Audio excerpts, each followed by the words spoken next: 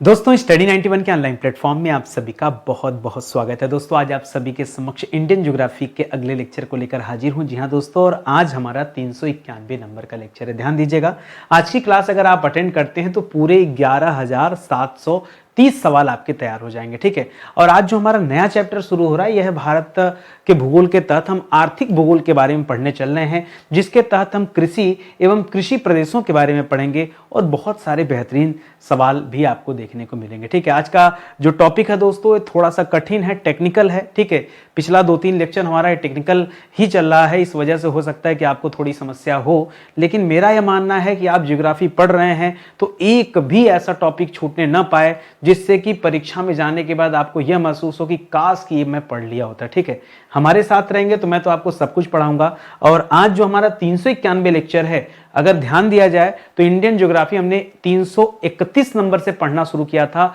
उस आधार पे आज हमारा 61 नंबर का लेक्चर है, यानी 61वीं क्लास है। ठीक है, चलिए आगे बढ़ते हैं। ध्यान देंगे, स्टडी 91 के प्लेटफॉर्म से हमने बहुत सारे कोर्स लॉन्च किए हैं। आप एक मौका दीजिए, जुड़िए हमारे साथ और अपनी तैयारी बेहतर बनाइए। ठीक है, हर एक बैच में डेमो क्लास आ चुका है, आप डेमो देखने के बाद ही बैच ज्वाइन कीजिए। ठीक है, और ये जो बैच है दोस्तों हमारे नए प्लेटफॉर्म पे चल रहा है जिसका नाम है स्टडी 91 ऑफिशियल, तो नीचे डिस्क्रिप्शन में लिंक दिया गया है, वहां विजिट करके आप इस बैच को ज्वाइन कर सकते हैं। ठीक है, आगे बढ़ा जाए, आज सवालों को स्टार्ट किया जाए आज के।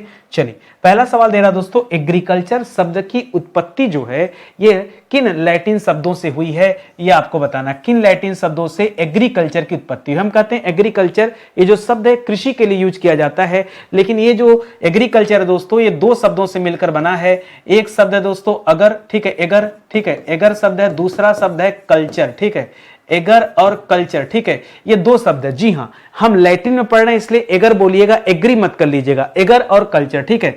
कल्चर का मतलब आप बखूबी जानते हैं, कल्चर दोस्तों कृषि को कहा जाता है। ठीक है, कल्चर का तात्पर्य किससे दोस्तों? कृषि को कहा जाता है। लेकिन एगर का मतलब क्या होता है ये आपको नहीं पता, याद रखिएगा, ये लैटिन में लिखा है इसलिए आपको नहीं पता, वैसे तो इसका मतलब होता है मृदा। ठीक है, इसका मतलब क्या होता है? मृदा।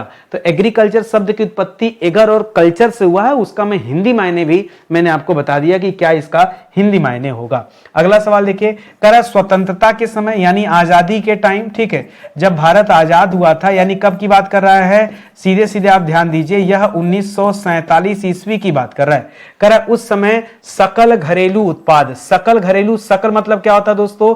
याद रखिएगा, ग्रास, घरेलू का मतलब हो जाता है डोमेस्टिक, उत्पाद का मतलब हो जाता है प्रोडक्ट, यानी सकल घरेलू उत्पाद को ही दोस्तों जीडीपी कहा जाता है। क्या कहा जाता है? जीडीपी। ठीक है, उस समय सकल घरेलू उत्पाद में कृषि का हिस्सा कितना था? ठीक है, तो देखिए आप सभी जानते हैं दोस्तों कि जीडीपी में 3 चीजें होती हैं। एक होता है दोस्तों प्राथमिक सेक्टर, जिसके अंतर्गत कृषि आता है, जिसके अंतर्गत कौन आता है? कृषि आता है। एक होता है द्वितीय क्षेत्र, ठीक है, द्वितीय क्षेत्र, इसके अंतर्गत दोस्तों मशीनरी वगैरह आते हैं, उद्योग वगैरह आते हैं। तीसरा है तृतीय क्षेत्र, जिसके अंतर्गत सेवा क्षेत्र कहा जाता है। ठीक है, तो जो कृषि का योगदान था वो कितने प्रतिशत था? याद रखेगा 52। कितना था दोस्तों? कृषि का योगदान कितना था? 52% था, 52% था, इसको याद रखेगा।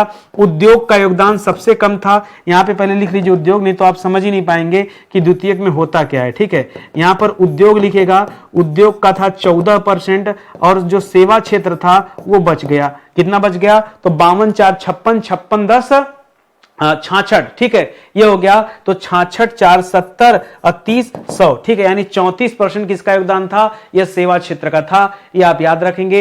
ये मैं आजादी की टाइम की बात कर रहा हूं। आजादी के टाइम आधे से अधिक योगदान इसका था, कृषि क्षेत्रों का था, इसीलिए भारत को कृषि प्रधान देश भी कहा जाता है, क्योंकि भारत की आधे से अधिक जनसंख्या दोस्तों वो कृषि कार्य में संलिप्त थी, इसलिए ऐसा कहा गया।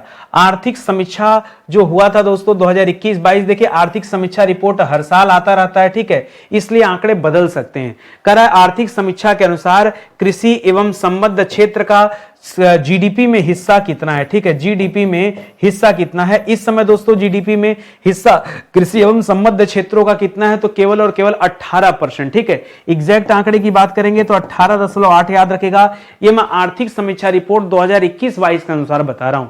यह आंकड़ा हमेशा चेंज होता रहता है, तो इसके आगे मैं चेंज का सिंबल बना देता हूं, इसका मतलब होता है चेंज। ठीक है, तो जहां कहीं ऐसा सिंबल हो आप समझिएगा कि वो आंकड़े बदलते रहते हैं, समय समय पर उसे आप ध्यान से पढ़िएगा। ठीक है, अगला सवाल है कि भारत को कितने कृषि जलवायु प्रदेशों में बांटा गया। बहुत बढ़िया सवाल और परीक्षा में इतने बार पूछा गया कि मैं आपसे क्या ही कहूं। ठीक है, भारत को कितने कृषि जलवायु प्रदेश में बांटा गया, ये आपसे सवाल कर रहा है दोस्तों। तो याद रखेगा 15। ठीक है, भारत को कितने कृषि जलवायु प्रदेश में बांटा गया, याद रखेगा 15 कृषि जलवायु प्रदेश। कितना दोस्तों, 15 कृषि जलवायु प्रदेश में बांटा गया। ये आप याद रखेंगे, बहुत कमाल का आंकड़ा है। एक चीज और याद रखेगा, आगे चल के इसका उप विभाजन भी किया गया। क्या किया गया, उप विभाजन भी किया गया। और उप विभाजन किया गया तो कुल 73 में बांट दिया गया। ठीक है, तो ऐसे मोटी मोटा देखेंगे दोस्तों तो 15 हो जाएगा, मोटी मोटा देखेंगे तो क्या हो जाएगा दोस्तों, 15 हो जाएगा।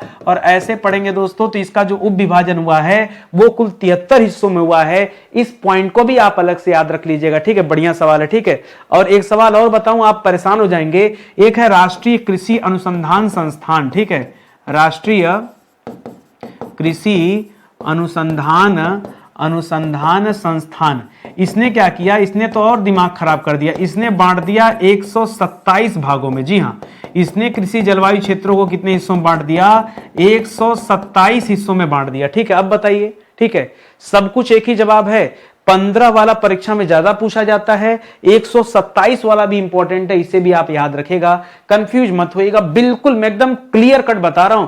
जितना सवाल परीक्षा में आएगा केवल उतनी चीजें मैं आपको बताते चल रहा हूं। ठीक है, आगे बढ़िए, अगले सवाल पर आइए। करा भारत को कितने एग्रो इकोलॉजिकल क्षेत्र में बांटा गया। इकोलॉजिकल पूछेगा दोस्तों तो 20 बताएगा। कितना बताएंगे, कितने एग्रो इकोलॉजिकल क्षेत्र में बांटा गया।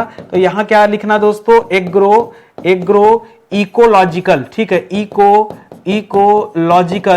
लॉजिकल क्षेत्र में बांटा गया दोस्तों। तब आपका जवाब क्या होगा, 20 बताएगा। अब तो एक बात जान गए, अगर इसका उपक्षेत्र पूछ दिया तो, तब क्या बताएंगे, इसे कुल 60 उपक्षेत्रों में बांटा गया। कितने उपक्षेत्र हैं दोस्तों इसके, कुल 60 उपक्षेत्र हैं। इस पॉइंट को भी याद रखेंगे। अभी तक तो उपक्षेत्रों से सवाल नहीं बना है, लेकिन मैं कह रहा हूं कि पढ़ रहे हैं तो लगे हाथ भी पढ़ लीजिए, क्या पता बनी जाए सवाल। ठीक है, तो जब आप साथ में हमारे पढ़ेंगे तो मेरी कोशिश रहती है कुछ छूटने ना पाए। अगला सवाल देखिए, करा भारत की कुल भूमि का, जितना भारत में भूमि है, कुल भूमि का कितना भाग सकल बोया गया क्षेत्र है। देखिए दो चीजें होती हैं, एक होता है सकल, सकल को हम ग्रास पढ़ते हैं। क्या पढ़ते हैं, सकल को, ध्यान से समझिएगा। सकल का मतलब क्या हो जाता है, सकल का मतलब होता है ग्रॉस। क्या होता है, ग्रॉस। ठीक है, ग्रॉस। ठीक है, और उसके बाद दोस्तों एक शब्द होता है शुद्ध। ठीक है, शुद्ध या फिर निवल, इसका मतलब होता है नेट। ठीक है, तो याद रखेगा, जैसे मान लीजिए आपने 10,000 रुपया कमाया, ठीक है, तो वो आपका ग्रॉस हो गया, लेकिन उसमें से 1,000 रुपया टीडीएस कट गया, तो नेट आपके हाथ में 9,000 ही आया, तो आपके शुद्ध या निवल हो जाएगा। अभी आपसे क्या, इसमें बड़ा कंफ्यूजन होता है, बच्चा ध्यान देता नहीं कि सकल और निवल में क्या अंतर है, बस वहीं फंस जाता है। यहां पे आपको ध्यान देना पड़ेगा कि भारत की कुल भूमि का कितना भाग सकल बोया गया क्षेत्र है। सकल बोया गया क्षेत्र दोस्तों कितना है, तो यह दोस्तों लगभग 42.4%। ठीक है, ये तो परसेंटेज में आंकड़ा है। मान लीजिए आंकड़ा दोस्तों हेक्टेयर में दे दिया, तब क्या बताएंगे, तो बताएगा 150 मिलियन हेक्टेयर। ठीक है, 150 मिलियन हेक्टेयर। ठीक है, हेक्टेयर। ठीक है, ये आंकड़ा भी दोस्तों आपको याद रखना, मोटी मोटा इसलिए बता रहा हूं, ठीक है, कि आप चीजों को नहीं, ये 42.4 पे है ना, तो इसको उसमें मत करिए। ये सकल जो पूछा दोस्तों, ये 100-200 के आसपास है, 197 एग्जैक्ट आंकड़ा है, 197। ठीक है, इसको याद रखिए। ठीक है, वो दोस्तों हमने नेट में चला गया मैं। ठीक है, क्योंकि सकल पूछा है तो सकल अलग हो, ज्यादा वाला सकल होता है, नेट दोस्तों घटा हुआ होता है, तो इस तथ्य को भी आप याद रखेंगे। आगे लिख रहा है भारत में सकल फसल क्षेत्र कितना है, तो बताया, तो अगर परसेंटेज होता तो हमने कहा ना लगभग 42%। ठीक है, आप भूल जाएंगे आंकड़ा इसके बाद का, इसलिए मैं लगभग बता दे रहा हूं। और यहां पर दोस्तों कितना, तो 197 मिलियन हेक्टेयर, 197 मिलियन हेक्टेयर। आप इस पॉइंट को याद रखिए, जब सकल पूछे तब। अगर आपसे निवल पूछ रहा है तब, निवल का मतलब क्या हो गया दोस्तों, निवल का मतलब शुद्ध बुआई क्षेत्र हो गया। ठीक है, शुद्ध बुआई क्षेत्र कितना दोस्तों, तब बताएगा 139 मिलियन हेक्टेयर। कितना, 139 मिलियन हेक्टेयर, तब आप दोस्तों ये बताएगा। तो दोनों में काफी अंतर है, इसको आप अपने दिमाग में याद रखेंगे। ठीक है, अगला सवाल देखिए, कह रहा भारत में सस्य गहनता का प्रतिशत कितना है? सस्य गहनता का परसेंटेज दोस्तों आपसे पूछा जा रहा है। पहले बताइए सस्य गहनता कहते किसे हैं? अगर यही नहीं पता होगा तो आप इस सवाल को याद करके करेंगे क्या? सस्य गहनता का मतलब होता है एक साल में एक खेत में कितने बार खेती की जाए, कितने नए नए फसलों का उत्पादन किया जा रहा है। ठीक है, तो उसकी बारंबारता काउंट की जाती है यहां पर। तो सस्य गहनता जो भारत में दोस्तों वो लगभग 141.6 है। कितना है दोस्तों? 141। अब आप यही में अगर 141 मतलब 100 से ज्यादा, यानी एक बार में ज्यादा फसलें बो दी जाती हैं, तो 141.6 दोस्तों ये आप आंकड़ा याद रखेंगे। ठीक है, 2021 में अगर 2021 की बात करें तो 2021 में यह आंकड़ा 136 था। धीरे धीरे दोस्तों ये आंकड़ा क्या हो रहा है? बढ़ रहा है। इस तथ्य को भी आप याद रखेगा। सस्य गहनता समझ गए ना? एक वर्ष में, लिख दे रहा हूं मैं यहां पर, एक वर्ष में किसी एक खेत में बोए गए फसल को ही क्या कहते हैं? सस्य गहनता कहा जाता है। कि एक साल में पर्टिकुलर किसी खेत की बात कर रहे हैं, वहां पर कितनी फसलें उगाई गई, उसे ही क्या कहते हैं? उसे ही सस्य गहनता के नाम से जाना जाता है। तो इसे आप ध्यान में रखिएगा। अगले सवाल पर आइए, करा उत्तर प्रदेश। अभी हमने जो पढ़ा दोस्तों पीछे, वो भारत की सस्य गहनता देखा। ठीक है, भारत की सस्य गहनता। और हमने क्या पढ़ा दोस्तों कि अगर 2021 को देखा जाए तो यह 136 था। ठीक है, और अगर हम यहां बढ़े तो 141-42 मैंने पहुंचा दिया आपको। ठीक है, सही लिखा था ना 141? ठीक है, 141-42 भी कर सकते हैं। तो ये आपकी सस्य गहनता हो जाएगी। ठीक है, करा उत्तर प्रदेश की सस्य गहनता, ये पर्टिकुलर एक राज्य की सस्य गहनता पूछ रहा। अभी तक जो हमने पढ़ा ये देश की सस्य गहनता था। उत्तर प्रदेश राज्य के लिए दोस्तों सस्य गहनता कितनी है? यह इस आंकड़े से कहीं ज्यादा है। यह है दोस्तों 153%। उत्तर प्रदेश की जो सस्य गहनता है, क्योंकि उत्तर प्रदेश मैदानी क्षेत्र में है, इस वजह से यहां खेती ज्यादा होता है, तो 153% आप याद रखेंगे। करा राज्य स्तर पर सस्य गहनता का न्यूनतम एवं अधिकतम परिवर्तन प्रतिशत दर क्या है दोस्तों? तो यह आपको बताना अभी राज्य स्तर पर। और लगे हाथ आप ये भी बता दिए कि कौन सा राज्य दोस्तों इस प्रतिशत दर में आता है। तो देखिए जो न्यूनतम है वो कितना हो सकता है? 100%। अरे भाई एक बार में एक तो बोगे ना, तो 100%। और इसमें कौन सा राज्य है दोस्तों अभी टैली कर रहा है? तो मिजोरम राज्य इसमें टैली कर रहा है। और जो अधिकतम है दोस्तों, सबसे ज्यादा अब तक हाईएस्ट परसेंटेज किसके पास है दोस्तों? तो अब पंजाब के पास है 189%। किसके पास है दोस्तों? पंजाब। वहां वैसे भी खेती बहुत ज्यादा होती है। वहां कैसे याद रखेंगे? अगर खेती ज्यादा नहीं होती तो किसान आंदोलन के दौरान दोस्तों इतने सारे किसान पंजाब से भागकर दिल्ली क्यों आते? अपनी बात रखने के लिए। भाई और भी तो किसान देश में हैं, लेकिन पंजाब ही क्यों? यही कारण है पंजाब का। ठीक है, तो आपको यहां से समझ में आ जाएगा। आगे बढ़िए, करा सस्य गहनता प्राप्त करने का सूत्र क्या है? क्या सर इसका कोई फार्मूला होता है जिससे सस्य, फार्मूला बना लीजिए ना। मैंने आपसे कहा कि एक साल में किसी एक खेत में बोए गए फसल जो है दोस्तों कितनी बार बोया जा रहा है, बस वही सस्य गहनता है। तो इसका फार्मूला आप बना सकते हैं कि क्या बोल सकते हैं? लिखिएगा यहां पे, सकल फसली क्षेत्र बोल सकते हैं ना। फसली क्षेत्र मतलब फसलगत क्षेत्र, मतलब कुल कितना बड़ा क्षेत्र है वो उठा लीजिए और उसमें भाग दीजिए शुद्ध बोया गया क्षेत्र। ठीक है, शुद्ध बोया गया क्षेत्र, और इसमें कर दीजिए 100 का गुणा। ठीक है, इसमें कर दीजिए 100 का गुणा, तब आपको ज्ञात हो जाएगा दोस्तों सस्य गहनता। क्या हो जाएगा ज्ञात? सस्य गहनता ज्ञात हो जाएगा। ये दोस्तों इसका फार्मूला होता है। कभी कभी किसी किसी परीक्षा में ये फार्मूला भी पूछ देता। हाँ विश्वास कीजिए, मैंने खुद देखा है, ये परीक्षा में कभी कभी डायरेक्ट फार्मूला पूछ दिया जाता है। तो अगर आप पढ़े होंगे तो फार्मूला आसानी से बता देंगे, नहीं पढ़े होंगे तो फिर कोई बात ही नहीं है। करा सस्य गहनता के निर्धारक तत्व कौन कौन से? किस पर ये डिपेंड करता है सस्य गहनता? बताइए। तो बहुत कुछ पर डिपेंड करता है भाई। सस्य गहनता मिट्टी की उर्वरकता पर डिपेंड करता है। किस पर? मिट्टी की उर्वरकता पर डिपेंड करता है। यह सस्य गहनता जलवायु पर डिपेंड करता है, क्षेत्र विशेष की जलवायु क्या उस पर डिपेंड करता है। ये सस्य गहनता सिंचाई पर डिपेंड करता है, नहीं करेगा। ये सस्य गहनता कीटनाशकों पर डिपेंड करता है कि हम किस कीटनाशक का इस्तेमाल कर रहे हैं, हम किस रासायनिक खाद का इस्तेमाल कर रहे हैं, ठीक है, या फिर रासायनिक खाद की जगह हम जैविक खेती का पालन कर रहे हैं। ये इन सब पे दोस्तों जैविक खेती, ठीक है, ये इन सबको दोस्तों लेके चलता है, ठीक है। तो इस सस्य गहनता के अंतर्गत आते हैं, ठीक है, या फिर वहां की जनसंख्या दबाव क्या है, ठीक है, और मिट्टी में उपजाऊपन है तो कितना है, किस तरह की मिट्टी है, किस फसल के लिए बेस्ट है, बहुत सारी बातें आ सकती हैं, ठीक है। तो इसको आप याद रखेंगे, कहीं ले जाके कुछ नहीं उगा सकते ना। भारत में प्रति व्यक्ति, अगर भारत में यह देखा जाए कि प्रति व्यक्ति कृषि भूमि का औसत आकार कितना है, तो एक बात आप याद रखेगा, ये जो औसत आकार है ये वर्ल्ड वाइड कम है। ज्यादातर बच्चों को परीक्षा के टाइम ये महसूस होगा कि वर्ल्ड वाइड शायद ज्यादा होगा, लेकिन ऐसा नहीं है। ये जो आकार है विश्व की अपेक्षा भारत में कम है। प्रति व्यक्ति कृषि भूमि का औसत जोत की बात कर रहा हूं या औसत आकार की बात कर रहा हूं, जो कि कितना है दोस्तों, तो भारत की बात करें तो यहां पर दोस्तों 1.12 हेक्टेयर, कितना दोस्तों, प्रति व्यक्ति की बात किया जाए तो 1.12। अच्छा, मजबूरी भी है, भारत उतना छोटा है भी तो क्या करें। और वर्ल्ड वाइड की बात करेंगे तो वहां है 0.29 हेक्टेयर, ठीक है, इसको भी याद रखिएगा। तो अभी अगला सवाल दे भी रहा है कि वैश्विक स्तर पर अच्छा ये प्रति व्यक्ति जो है कृषि भूमि का औसत आकार कितना है, तब आप क्या बताएंगे दोस्तों, यह औसत आकार 0.29 हेक्टेयर है। क्या दोस्तों, 0.29 हेक्टेयर, ठीक है। तो इसको आप याद रखेगा, ये भी अच्छा सवाल हो जाएगा, ठीक है। चलिए आगे बढ़ते हैं। ध्यान देंगे दोस्तों, स्टडी 91 के प्लेटफॉर्म से जो क्लास चली जीएस की, बहुत शानदार क्लास है, आप एक बार जुड़िए तो सही। इस क्लास में दोस्तों अब तक क्या क्या पढ़ाया गया मैं आपको बता दूं, पूरा एंशियंट, पूरा मिडावल, पूरा मॉडर्न। ये दोस्तों एंशियंट हिस्ट्री जो क्लास थी ना, ये आपकी 1 नंबर से लेके 45 नंबर तक चली है।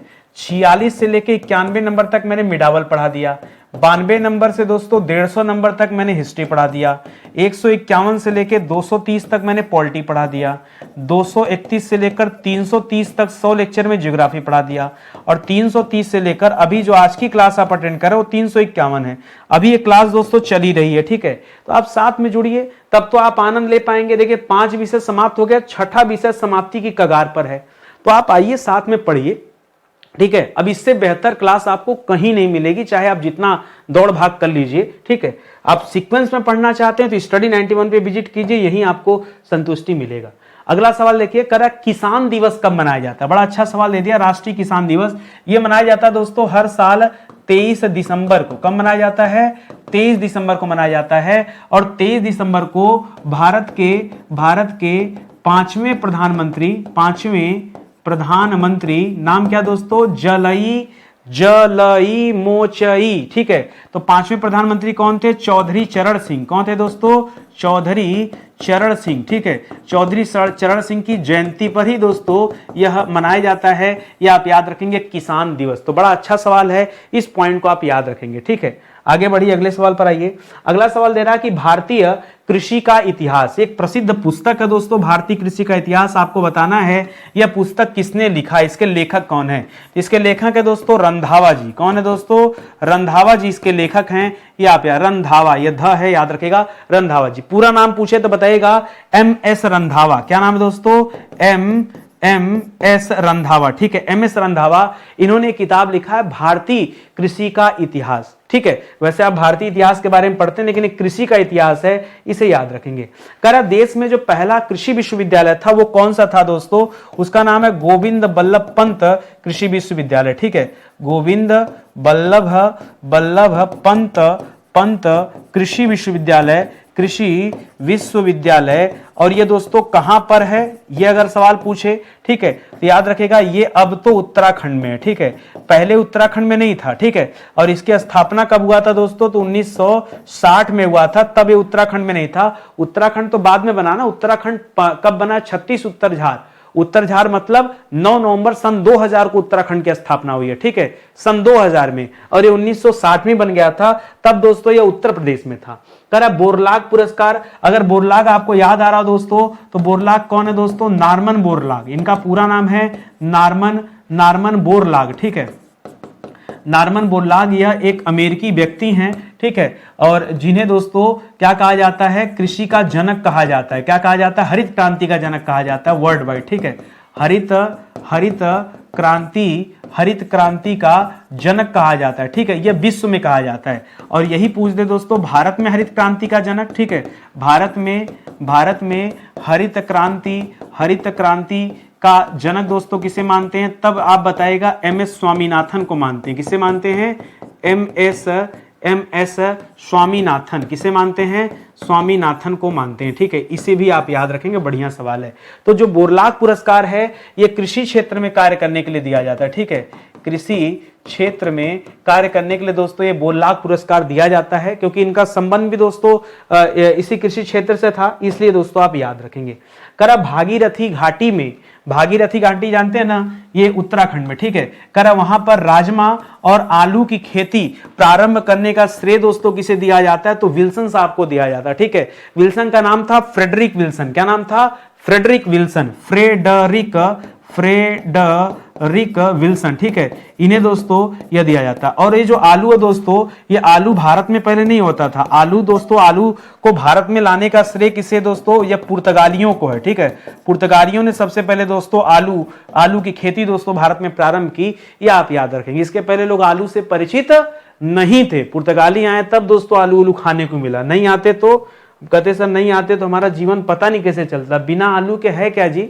हाँ, हर सब्जी आलू राजा, जैसे फलों का राजा आम होता है वैसे सब्जी का राजा आलू है, हर जगह आलू, बिना आलू के जीवन कैसा। आगे देखिए करा पश्चिमी विक्षोभ की बात कर दिया दोस्तों, तो जाहिर सी बात है जनवरी में दोस्तों पश्चिमी विक्षोभ देखने को मिलता है, चक्रवाती वर्षा होती है। करा पश्चिमी विक्षोभ से होने वाली वर्षा किस फसल के लिए लाभदायक है, तो ठंडी में कौन सी फसल लगाई जाती है, रबी की खेती होती है, ठीक है, रबी के फसल लगाए जाते हैं, तो रबी के जो फसल होते हैं उनके लिए दोस्तों ये लाभदायक होता है पश्चिमी विक्षोभ, ठीक है, इसको याद रखेंगे। अगला लिख रहा है सवाल कि जीविकोपार्जन कृषि का अन्य नाम क्या है, जीविकोपार्जन कृषि। देखिए जीविकोपार्जी भी लिख सकता है इसे, या फिर क्या लिख सकता है, जीविकोपार्जन लिख सकता है, जीविकोपार्जन लिख सकता है, ठीक है, जीविकोपार्जन, या फिर इसी को हम गहन कृषि भी कहते हैं। क्या कहते हैं, इसी को हम गहन कृषि भी कहते हैं। कई नाम इसका है, कुछ नहीं, जो सिंपल सटीक आपके यहाँ खेती होती वही दोस्तों जीविकोपार्जन खेती है, ठीक है, इसे गहन कृषि कहिए। कहीं कहीं पे इसे जीवन निर्वाह कृषि कहा जाता है, कि जीवन को निर्वाह करने के लिए, बिताने के लिए जो खेती की जाती है उसे क्या कहते हैं, जीवन निर्वाह कृषि कहते हैं, ठीक है, बस ऐसे आप इसको समझते हैं, ठीक है। आगे बढ़िए, अगला सवाल करा स्थानांतरित कृषि किसे कहते हैं, ठीक है, स्थानांतरित कृषि किसे कहते हैं, झूम खेती को। किसे कहते हैं दोस्तों, झूम खेती को। झूम खेती को और क्या कहते हैं, इसे कर्तन एवं दहन के नाम से भी जाना जाता है, ठीक है, कर्तन एवं दहन, ठीक है, कर्तन एवं दहन यानी पेड़ों को काट करके जला दिया जाता है, या फिर इसे एक और नाम दिया जाता है पैडा पद्धति। क्या कहते हैं, पैडा पद्धति भी कहते हैं, ठीक है। स्थानांतरित कृषि आदिवासी समुदाय के द्वारा किया जाता है। पहाड़ों पर जो वृक्ष होते हैं पहले उन्हें काट दिया जाता है, उसे कर्तन कहते हैं। फिर दहन मतलब जला दिया जाता है, जला के उस स्थान को साफ कर दिया जाता है, वहां खेती किया जाता है, ठीक है। लेकिन इससे दोस्तों बड़ी समस्या है दोस्तों कि अगर पूरा जंगल साफ हो जाएगा तो दोस्तों ये तो पर्यावरण असंतुलन हो जाएगा ना, हाँ ठीक है, तो इस बात को भी आप याद रखेंगे। कर मिश्रित खेती से दोस्तों क्या तात्पर्य है, याद रखिए जब आप कृषि के साथ साथ पशुपालन करेंगे, ठीक है, अगर कृषि के साथ साथ पशुपालन भी किया जाए, पशुपालन भी किया जाए, तब दोस्तों उसे क्या कहा जाता है, तब उसे कहा जाता है मिश्रित कृषि। मिश्रित मतलब यानी ऐसा कई बार परीक्षा में ऑप्शन देता है कि दो अलग अलग फसलों की खेती, बच्चों को लगता है कि वही होगा, दो अलग अलग फसलों की खेती को ही मिश्रित कहा जाता है, ऐसा नहीं। मिश्रित खेती में एक फसल के साथ मतलब फसल अपनी जगह है, आप कृषि कार्य कर रहे हैं, उसके साथ पशुपालन कर रहे हैं, ये दो बातें याद रखेगा। पशुपालन कर रहे हैं तब दोस्तों इसे क्या कह दिया जाता है, इसे मिश्रित खेती का नाम दिया जाता है, ठीक है, ये अपने दिमाग में रखेंगे। कर बगानी कृषि के अंतर्गत खेती की जाती है। बगानी यानी बाग किसके होते हैं दोस्तों, तो आपको पता होगा, बाग चाय का होता है, बाग कॉफी का होता है, बाग कोको का होता है, बोलिए इन्हीं सब का बाग होता है ना, बाग रबड़ का होता है, बाग नारियल का होता है ना, ठीक है। तो ये सब याद रखेंगे दोस्तों, इत्यादि, ठीक है दोस्तों। बागानी खेती जो है वो इन्हीं फसलों की जाती है, ये आप याद रखेंगे। और ये जो सारे के सारे फसल हैं दोस्तों, याद रखेगा, इसे नकदी फसल भी कहते हैं। क्या कहते हैं? इसे नकदी फसल भी कहते हैं। क्यों? क्योंकि इन्हें बोया ही जाता है दोस्तों बेचने के लिए, व्यापारिक उद्देश्य से दोस्तों इनकी बुआई की जाती है, इसलिए दोस्तों इन्हें नकदी फसल कहते हैं। ट्रक फार्मिंग क्या होता है? ट्रक फार्मिंग में क्या होता है दोस्तों, देखिए ट्रक फार्मिंग जो होता है दोस्तों, ये देखिए जो फल अथवा सब्जियां होती हैं, फल अथवा सब्जी बाजार से अत्यधिक दूर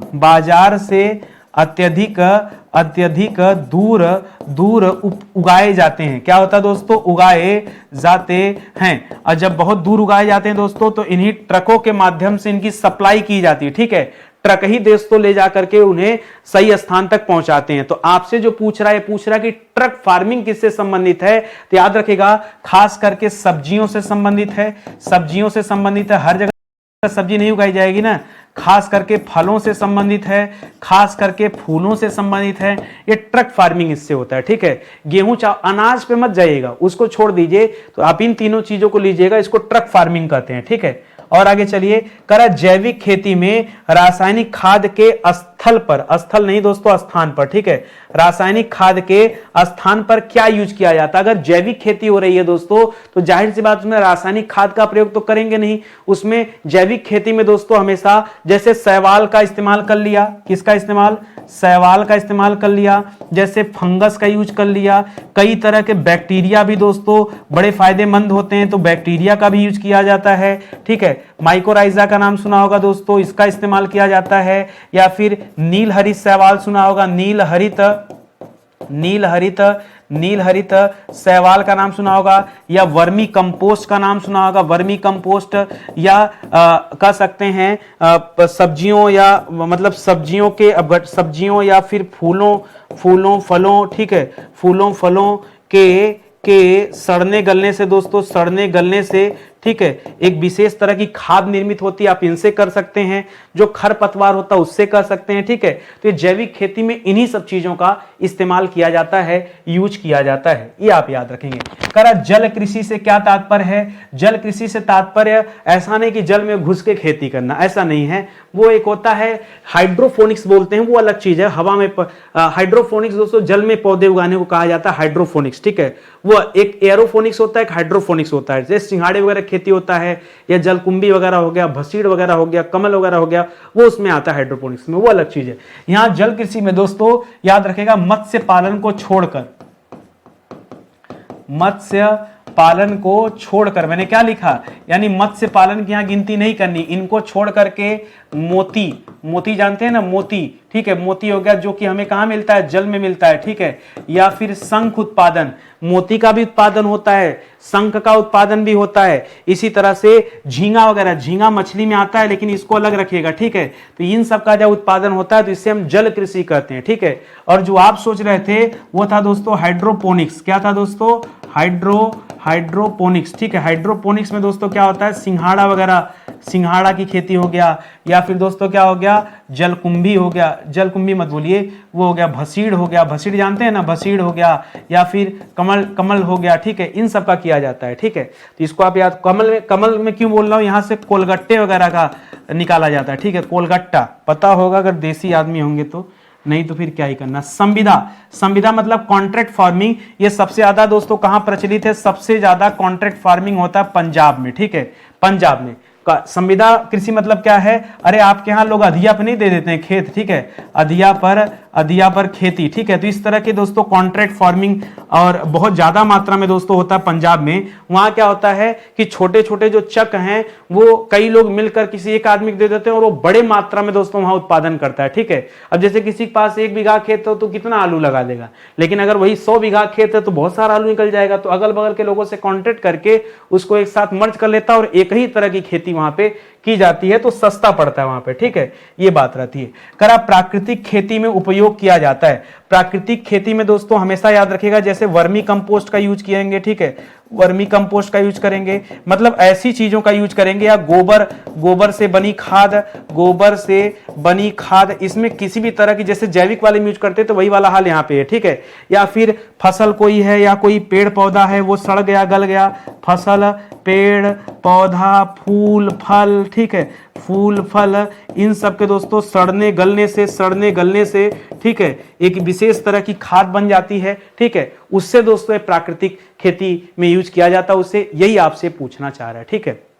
चलिए आगे बढ़ते हैं, ध्यान देंगे दोस्तों। आज की क्लास फिलहाल ही समाप्त होती है, उम्मीद करता हूं अच्छा लगा होगा। देखिए हमें पूरा पढ़ना है, जरूरी नहीं कि आपके मन लायक हर चैप्टर हो, ठीक है। कई बार ऐसे चैप्टर से मुलाकात हो जाता है जहां मन नहीं लगता, लेकिन हम यहाँ सीखने समझने आए हैं।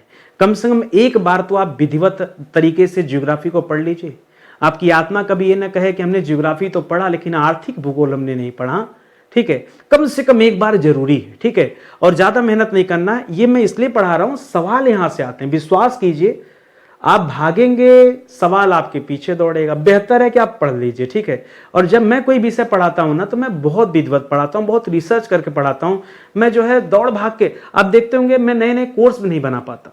काफी दिन से मैं प्रयास कर रहा हूं, मेरे कुछ लेक्चर बन भी गए हैं। पॉलिटी का मैं क्लास बना रहा हूं, संविधान का, यूपी स्पेशल का क्लास मेरे पास है, वो आधे अधूरे पे जाके अटके हुए हैं। इतना शोध करना पड़ जाता ना कि मैं क्लास अपडेट नहीं कर पाता हूं। जो बच्चा मॉडर्न हिस्ट्री में कोर्स ज्वाइन किया होगा उसे पता होगा कि क्लास जो है कितनी मेहनत से और कितनी शिद्दत से बनाई जा रही है। देखिए क्लास में आकर ऐसे दिन भर में 12 घंटे हैं तो आपको क्या लगता है कि आदमी 6 घंटा 8 घंटा पढ़ा लिया, एक हफ्ता में बैच बन जाएगा? हम ऐसा नहीं, हम तो एक एक बैच दोस्तों 6-6 महीना काम करने में लग जाता है, बहुत आराम से काम करते हैं। देखिए मैं कहता हूं विषय को ऐसा पढ़ाओ ना, पढ़ने वाला तृप्त हो जाए, पढ़ाने वाला भी तृप्त हो जाए। और दोबारा ये नहीं कि फिर से वही बैच पढ़ाना हो। मुझे पता है कि मुझे किसी विषय को एक बार पढ़ाना है तो मैं अपना पूरा एफर्ट लगा के पढ़ाता हूं। तो आप एक बार मौका दीजिए, जो हमारी फ्री क्लास है पहले उसे देखिए, डेमो जाके देखिए, पसंद आए तो बैच ज्वाइन कीजिए। सिंपल सी बात है, नहीं पसंद आए तो मैं कहां जबरदस्ती कर रहा हूं, ठीक है। लेकिन कम से कम एक बार आप आइए, ठीक है। आज का सेशन फिलहाल यही समाप्त होता है, मिलते हैं दोस्तों अगले लेक्चर में। तब तक के लिए बहुत बहुत धन्यवाद आप सभी का। अच्छा लगा हो वीडियो दोस्तों तो लाइक कमेंट शेयर आप जरूर कीजिएगा, यही आपसे निवेदन है। बाकी हम अपना 100% दे रहे हैं, थोड़ा सहयोग आप भी देंगे तो हमें अच्छा लगेगा, ठीक है। थैंक यू सो मच आप सभी का। जय हिंद, जय भारत।